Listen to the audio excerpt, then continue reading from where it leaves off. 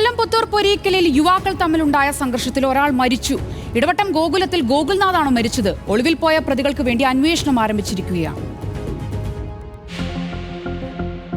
പൊരിക്കൽ ജയന്തി നഗറിൽ ഇന്നലെ രാത്രിയിലായിരുന്നു സംഭവം. ജയന്തി നഗറിൽ താമസിക്കുന്ന അരുണും ഗോകുലും തമ്മിലാണ് ഇന്നലെ രാത്രി സംഘർഷമുണ്ടായത്. യുവാക്കൾ മദ്യലഹരിയിലായിരുന്നുവെന്ന് പോലീസ് പറയുന്നു. കഴിഞ്ഞ ദിവസം ഇരുവരുടെയും അനുജന്മാർ തമ്മിലുണ്ടായ തർക്കത്തെക്കുറിച്ച് ചോദിക്കാനാണ് ഗോകുൽ എത്തിയതെന്നും ഇത് സംഘട്ടനത്തിലേക്ക് നീങ്ങുകയായിരുന്നുവെന്നുമാണ് പോലീസിന് നാട്ടുകാരിൽ നിന്ന് ലഭിച്ച വിവരം.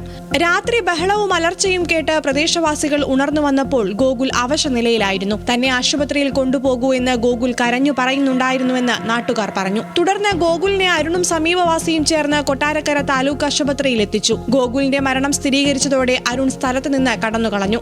പോസ്റ്റ്മോർട്ടം റിപ്പോർട്ട് ലഭിച്ചാലേ മരണകാരണം സംബന്ധിച്ച് കൂടുതൽ വ്യക്തത വരികയുള്ളൂ എന്ന് പോലീസ് പറഞ്ഞു. ലഹരി മാഫിയകളുമായി സംഭവത്തിന് ബന്ധമുണ്ടോ എന്നും പോലീസ് അന്വേഷിക്കുന്നുണ്ട്. ന്യൂസ് മലയാളം, കൊല്ലം.